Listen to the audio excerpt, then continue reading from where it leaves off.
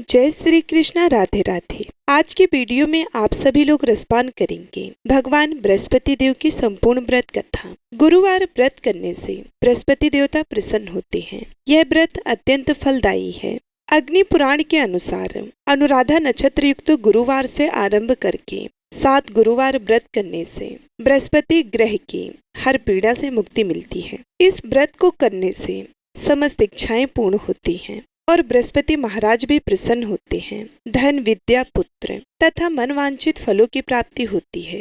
परिवार में सुख तथा शांति रहती है। इसलिए यह व्रत सर्वश्रेष्ठ और अति फलदायक है। इस व्रत में केले का पूजन ही करें।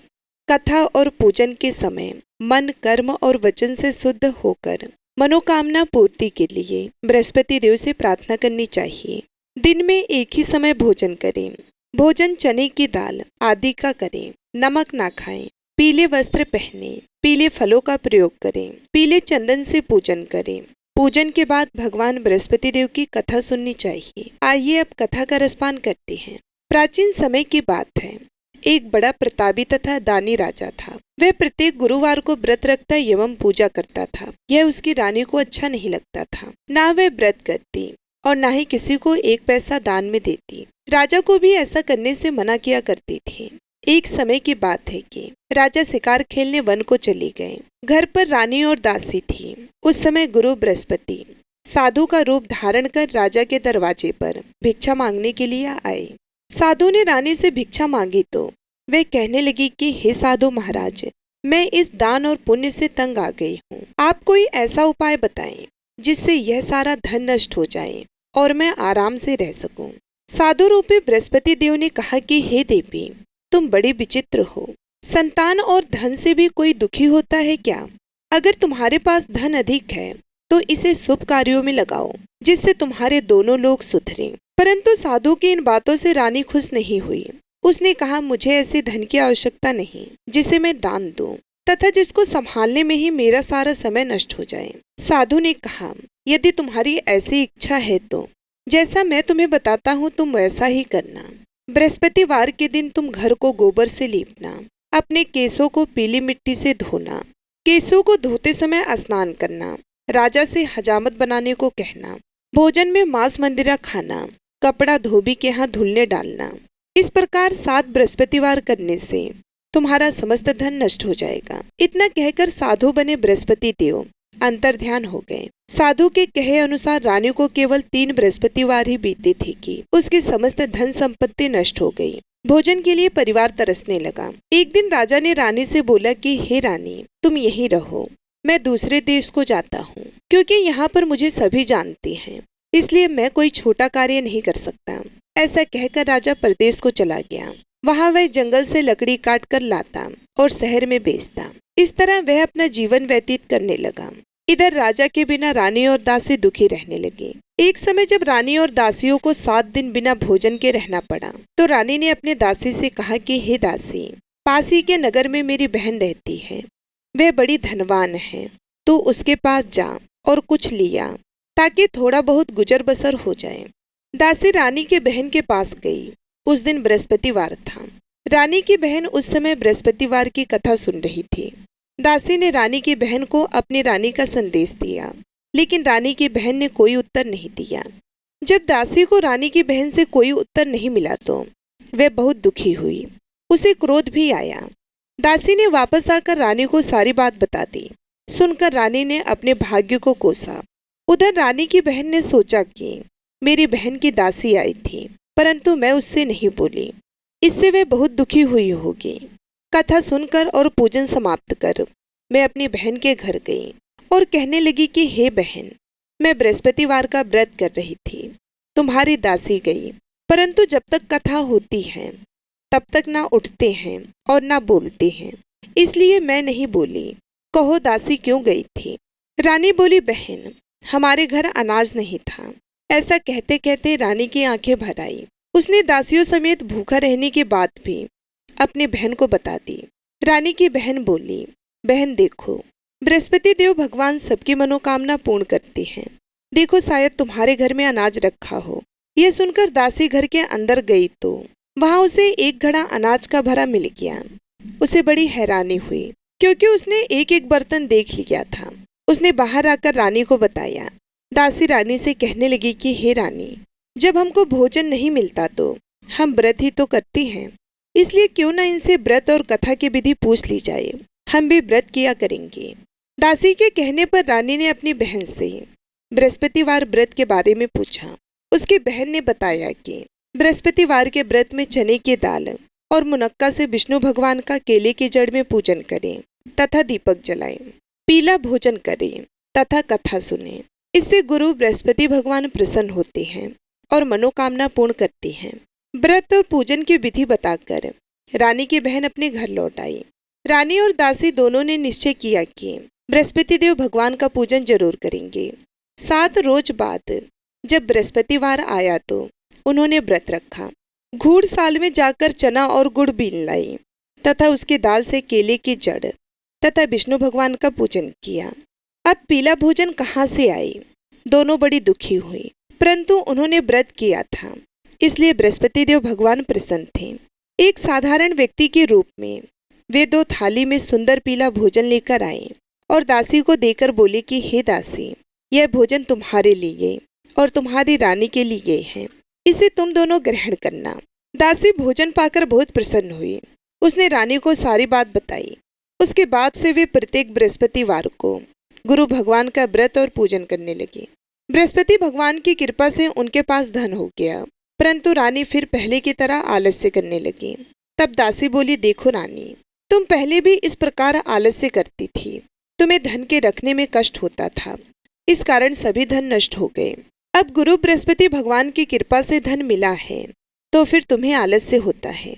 बड़ी मुसीबतों के बाद हमने यह धन पाया है, इसलिए हमें दान पुण्य करना चाहिए। अब तुम भूखे मनुष्यों को भोजन कराओ, प्याऊ लगवाओ, ब्राह्मणों को दान दो, कुआं, तालाब, बावड़ी आदि का निर्माण कराओ, मंदिर पाठशाला बनाकर ज्ञान दान दो, कुंवारी कन्याओं का विवाह करवाओ, अर्थात धन को शुभ कार्यों में खर्च करो, जिससे तुम्हारे कुल का यश बढ़े तथा स्वर्ग प्राप्त हो और पितर भी प्रसन्न हो। दासी की बात मानकर रानी शुभ कर्म करने लगी। उसका यश फैलने लगा।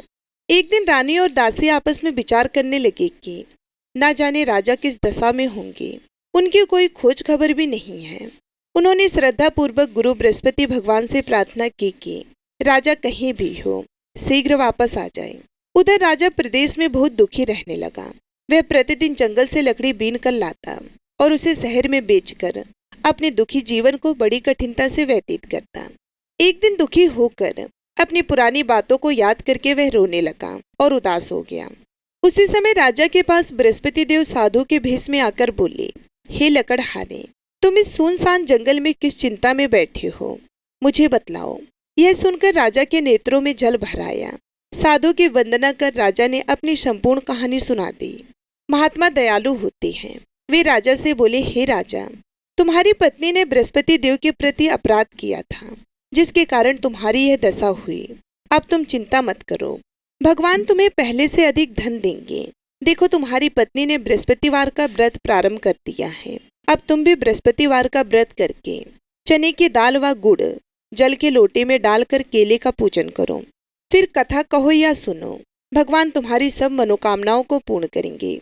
साधु की बात सुनकर राजा बोला कि हे प्रभु, लकड़ी बेचकर तो इतना पैसा बचता ही नहीं है जिससे भोजन के उपरांत कुछ बचा सकूं। मैंने रात्रि में अपनी रानी को व्याकुल देखा है। मेरे पास कोई साधन नहीं जिससे उसका समाचार जान सकूं। फिर मैं कौन सी कहानी कहूं, यह भी मुझको मालूम नहीं है। साधु ने कहा, हे राजा, मन में बृहस्पति भगवान की पूजन व्रत का निश्चय करो। वे स्वयं तुम्हारे लिए कोई राह बना देंगे। बृहस्पतिवार के दिन तुम रोजाना की तरह लकड़ियां लेकर शहर में जाना। तुम्हें रोज से दुगना धन मिलेगा, जिससे तुम भली भांति भोजन कर लोगे तथा बृहस्पति देव की पूजा का सामान भी आ जाएगा। जो तुमने बृहस्पतिवार की कहानी के बारे में पूछा है वह इस प्रकार है। प्राचीन काल में एक बहुत ही निर्धन ब्राह्मण था। उसकी कोई संतान नहीं थी। वह नित्य पूजा पाठ करता। उसकी स्त्री ना स्नान करती और न किसी देवता का पूजन करती। इस कारण ब्राह्मण देवता बहुत दुखी रहते थे। भगवान की कृपा से ब्राह्मण के यहाँ एक कन्या उत्पन्न हुई। कन्या बड़ी होने लगी। प्रातः स्नान करके वे भगवान विष्णु का जप करती बृहस्पतिवार का व्रत भी करने लगी। पूजा पाठ समाप्त कर पाठशाला जाती तो अपनी मुट्ठी में जौ भर के ले जाती और पाठशाला के मार्ग में डालती जाती। लौटते समय वही जौ स्वर्ण के हो जाते तो उनको बीन कर घर ले आती। एक दिन वह बालिका सूप में उन सोने के जौ को फटकार कर साफ कर रही थी कि तभी उसकी माँ ने देख लिया और कहा कि हे बेटी, सोने के जौ को फटकने के लिए सोने का सूप भी तो होना चाहिए। दूसरे दिन गुरुवार था। कन्या ने व्रत रखा और बृहस्पति देव से सोने का सूप देने की प्रार्थना की। बृहस्पति देव ने उसकी प्रार्थना स्वीकार कर ली। रोजाना की तरह वह कन्या जौ फैलाती हुई पाठशाला चली गई। पाठशाला से लौटकर जब वह जौ बीन रही थी तो बृहस्पति देव की कृपा से उसे सोने का सूप मिला। उसे वह घर लेकर आई और उससे जौ साफ करने लगी, परंतु उसकी माँ का वही ढंग रहा। एक दिन की बात है, कन्या सोने के सूप में जब जौ को साफ कर रही थी, उस समय उस नगर का राजकुमार वहां से निकला। कन्या के रूप और कार्य को देखकर वह उस पर मोहित हो गया। राजमहल आकर वह भोजन तथा जल त्याग कर उदास होकर लेट गया। राजा को जब राजकुमार द्वारा अन्न जल त्यागने का समाचार ज्ञात हुआ तो अपने मंत्रियों के साथ वह अपने पुत्र के पास गया और कारण पूछा। राजकुमार ने राजा को उस लड़की के घर का पता भी बता दिया। मंत्री उस लड़की के घर गया। मंत्री ने ब्राह्मण के समक्ष राजा की ओर से निवेदन किया। कुछ ही दिन बाद ब्राह्मण की कन्या का विवाह राजकुमार के साथ संपन्न हो गया। कन्या के घर से जाते ही ब्राह्मण के घर में पहले की भांति गरीबी का निवास हो गया। एक दिन दुखी होकर ब्राह्मण अपनी पुत्री से मिलने गया। बेटी ने पिता की अवस्था को देखा और अपनी माँ का हाल पूछा। ब्राह्मण ने सभी हाल कह सुनाया। कन्या ने बहुत सा धन देकर अपने पिता को विदा कर दिया, लेकिन कुछ दिन बाद फिर वही हाल हो गया। ब्राह्मण फिर अपनी कन्या के यहाँ गया और सभी हाल कहा। पुत्री बोली, हे पिताजी, आप माताजी को यहाँ ले आओ, मैं उन्हें यह विधि बता दूंगी जिससे गरीबी दूर हो जाए। ब्राह्मण देवता अपनी स्त्री को साथ लेकर अपनी पुत्री के पास राजमहल पहुंचे तो पुत्री अपनी माँ को समझाने लगी और कहने लगी कि हे माँ, तुम प्रातःकाल स्नान आदि करके विष्णु भगवान का पूजन करो तो सब दरिद्रता दूर हो जाएगी। परंतु उसकी माँ ने उसकी एक भी बात नहीं मानी। वह प्रातःकाल उठकर अपनी पुत्री के बच्चों के जूठन को खा लेती थी। एक दिन उसकी पुत्री को बहुत गुस्सा आया। उसने अपनी माँ को एक कोठरी में बंद कर दिया। प्रातः उसे स्नान आदि करा के पूजा पाठ करवाया तो उसकी माँ की बुद्धि ठीक हो गई। इसके बाद वह नियम से पूजा पाठ करने लगी और प्रत्येक बृहस्पतिवार को व्रत करने लगी। इस व्रत के प्रभाव से मृत्यु के बाद वह स्वर्ग को गई। वह ब्राह्मण भी सुखपूर्वक इस लोक का सुख भोग कर स्वर्ग को प्राप्त हुआ। इस तरह कहानी कहकर साधु बने देवता वहां से लोप हो गए। धीरे धीरे समय व्यतीत होने पर फिर बृहस्पतिवार का दिन आया। राजा जंगल से लकड़ी काटकर शहर में बेचने गया। उसे उस दिन और दिनों से अधिक धन मिला। राजा ने चना गुड़ आदि लाकर बृहस्पतिवार का व्रत किया। उस दिन से उसके सभी क्लेश दूर हो गए। परंतु जब अगले गुरुवार का दिन आया तो वह बृहस्पतिवार का व्रत करना भूल गया। इस कारण बृहस्पति भगवान नाराज हो गए। उस दिन उस नगर के राजा ने विशाल यज्ञ का आयोजन किया था तथा अपने समस्त राज्य में घोषणा करवा दी कि सभी मेरे यहाँ भोजन करने आए, किसी के घर चूल्हा ना चले। इस आज्ञा को जो नहीं मानेगा उसको फांसी दे दी जाएगी।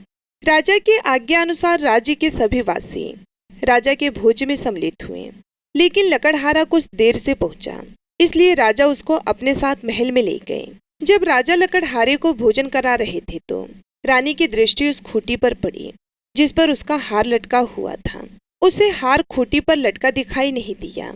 रानी को निश्चय हो गया कि मेरा हार इस लकड़हारे ने चुरा लिया है। उसी समय सैनिक बुलवाकर उसको जेल में डलवा दिया। लकड़हारा जेल में विचार करने लगा कि ना जाने कौन से पूर्व जन्म के कर्म से मुझे यह दुख प्राप्त हुआ है, और जंगल में मिले साधु को याद करने लगा। तत्काल बृहस्पति देव साधु के रूप में प्रकट हो गए और कहने लगे कि अरे मूर्ख, तूने बृहस्पति देवता की कथा नहीं की, उसी कारण तुझे यह दुख प्राप्त हुआ है। अब तू चिंता मत कर। बृहस्पतिवार के दिन जेल खाने के दरवाजे पर तुझे 4 पैसे पड़े मिलेंगे। उनसे तू बृहस्पतिवार की पूजा करना तो तेरे सभी कष्ट दूर हो जाएंगे। अगले बृहस्पतिवार उसे जेल के द्वार पर 4 पैसे मिले। राजा ने पूजा का सामान मंगवाकर कथा कही और प्रसाद बांटा। उसी रात्रि में बृहस्पति देव ने उस नगर के राजा को स्वप्न में कहा, हे राजा, जिसे तूने जेल में बंद किया है उसे कल छोड़ देना, वह निर्दोष है। राजा प्रातःकाल उठा और खूंटी पर हाथ टंगा देखकर लकड़हारे को बुलाकर क्षमा मांगी तथा राजा के योग्य सुंदर वस्त्र आभूषण भेंट कर उसे विदा किया। गुरुदेव की आज्ञा अनुसार राजा अपने नगर को चल दिया। राजा जब नगर के निकट पहुंचा तो उसे बड़ा ही आश्चर्य हुआ। नगर में पहले से अधिक बाग, तालाब और कुएं तथा बहुत से धर्मशालाएं, मंदिर आदि बने हुए थे। राजा ने पूछा कि यह किसका बाग और धर्मशाला है। तब नगर के सब लोग कहने लगे कि यह सब रानी और दासी द्वारा बनवाए गए हैं।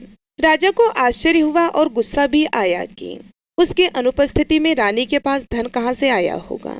जब रानी ने यह खबर सुनी कि राजा आ रहे हैं तो उसने अपनी दासी से कहा कि हे दासी, देख राजा हमको कितनी बुरी हालत में छोड़ के गए थे। वे हमारी ऐसी हालत देखकर लौट ना जाएं, इसलिए तू दरवाजे पर खड़ी हो जा। रानी के आज्ञा अनुसार दासी दरवाजे पर खड़ी हो गई और जब राजा आए तो उन्हें अपने साथ महल में लिवा लाई। तब राजा ने क्रोध करके अपनी तलवार निकाली और पूछने लगी कि बताओ, यह धन तुम्हें कैसे प्राप्त हुआ है। तब रानी ने सारी कथा कह सुनाई।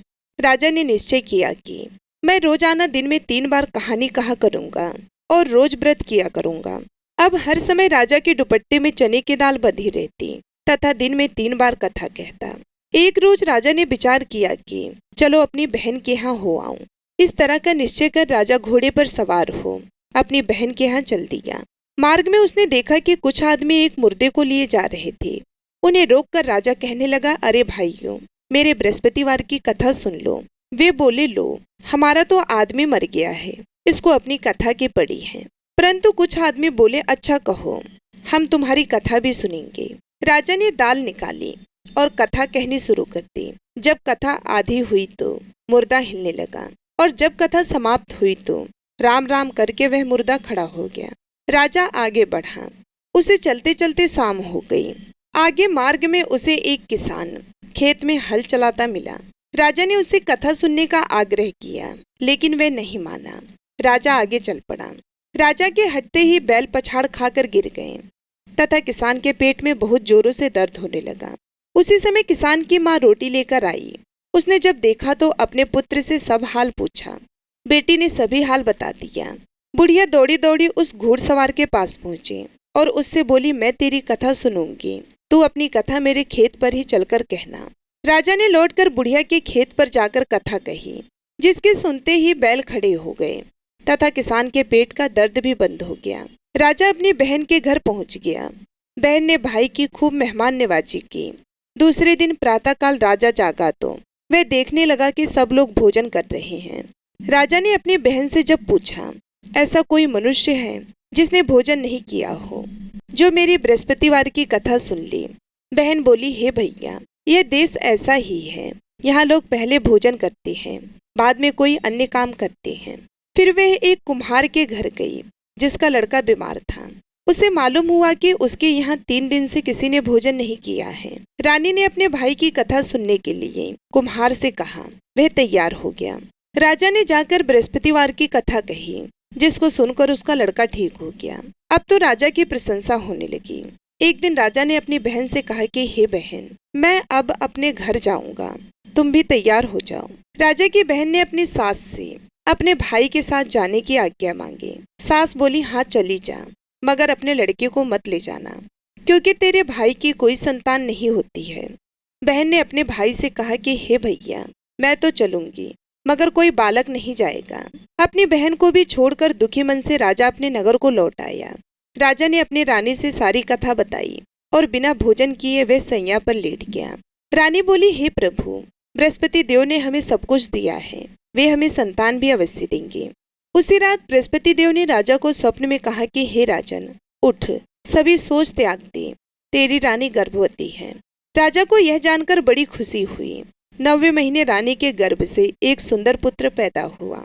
तब राजा बोला, हे रानी, स्त्री बिना भोजन के रह सकती है, परंतु बिना कहे नहीं रह सकती। जब मेरी बहन आए तो तुम उससे कुछ मत कहना। रानी ने हाँ कर दी। जब राजा की बहन ने यह शुभ समाचार सुना तो वे बहुत खुश हुई तथा बधाई लेकर अपने भाई के यहाँ आई। रानी ने तब उसे आने का उल्हाना दिया। जब भाई अपने साथ ला रहे थे तब टाल गई, उनके साथ ना आई और आज अपने आप ही भागी भागी बिना बुलाए आ गई। तो राजा की बहन बोली, भाभी मैं इस प्रकार ना कहती तो तुम्हारे घर औलाद कैसी होती। तो इस प्रकार से बृहस्पति देव की ये कथा समाप्त होती है। तो एक बार प्रेम से बोलिए, भगवान बृहस्पति देव की जय। बृहस्पति देव सभी कामनाएं पूर्ण करते हैं। जो सद्भावना पूर्वक बृहस्पतिवार का व्रत करता है एवं कथा पढ़ता है अथवा सुनता है और दूसरे को सुनाता है, बृहस्पति देव उसकी सभी मनोकामनाएं पूर्ण करती हैं, उनकी सदैव रक्षा करते हैं। जो संसार में सद्भावना से गुरुदेव का पूजन एवं व्रत सच्चे हृदय से करती हैं, उनकी सभी मनोकामनाएं वैसे ही पूर्ण होती हैं। जैसे सच्ची भावना से रानी और राजा ने बृहस्पति देव की कथा का गुणगान किया तो उनकी सभी इच्छाएं बृहस्पति देव ने पूर्ण की।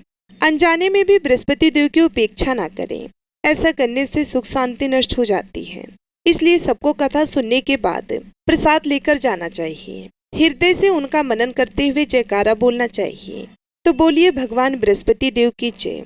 जय बृहस्पति देवा, ओम जय बृहस्पति देवा, छिन छिन भोग लगाऊं, छिन छिन भोग लगाऊं, कदली फल मेवा। ओम जय बृहस्पति देवा, तुम पूर्ण परमात्मा, तुम अंतर्यामी प्रभु, तुम अंतर्यामी। जगत पिता जगदीश्वर, जगत पिता जगदीश्वर, तुम सबके स्वामी। ओम जय बृहस्पति देवा, चरणामृत निज निर्मल, सब पातक हरता प्रभु, सब पातक हरता। सकल मनोरथ दायक, सकल मनोरथ दायक, कृपा करो भरता। ओम जय बृहस्पति देवा, तन मन धन अर्पण कर, जो जन शरण पड़े प्रभु, जो जन शरण पड़े। प्रभु प्रकट तब हो कर, प्रभु प्रकट तब हो कर, आकर द्वार खड़े। ओम जय बृहस्पति देवा, दीन दयाल दयानिधि, भगतन हितकारी प्रभु, भगतन हितकारी। पाप दोष सब हरता, पाप दोष सब हरता, भव बंधन हारी। ओम जय बृहस्पति देवा, सकल मनोरथ दायक, सब संशय हारो प्रभु, सब संशय हारो। विषय विकार मिटाओ, विषय विकार मिटाओ, संतन सुखकारी। ओम जय बृहस्पति देवा, जो कोई आरती तेरी प्रेम सहित गावे प्रभु, प्रेम सहित गावे। जेठानंद आनंद कर, जेठा आनंद आनंद कर, सो निश्चय पावे। ओम जय बृहस्पति देवा। सब बोलो विष्णु भगवान की जय, बोलो बृहस्पति भगवान की जय।